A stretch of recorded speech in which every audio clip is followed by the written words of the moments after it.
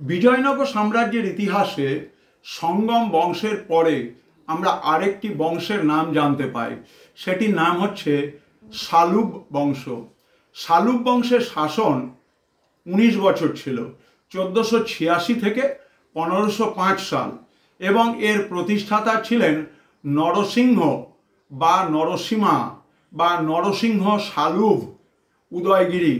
এবং তিনি রায়চুর দোয়াব এই যে অঞ্চল, সেই অঞ্চল দখল করবার জন্য বারবার চেষ্টা করেছিলেন, কিন্তু সেই রায়চুর এবং দোয়াব যে অঞ্চল অত্যন্ত উর্বর, সেটির উপর কিন্তু দখল নরসিংহ বা নরসিংহা কখনো নিতে পারেননি। তারপরে তার ছেলে ইম্মাদি নরসিংহ, তিনি তার সেনাপতি নরসনায়ক রাজ্যের সমস্ত ক্ষমতা দখল করে নেন। নরসনায়কের মৃত্যুর পর তার পুত্র বীর নরসিংহ দুর্বল রাজা ইম্মাদিকে হত্যা করেন এবং ইম্মাদিকে হত্যা করে বিজয়নগরের সিংহাসন দখল করেন 1505 সালে।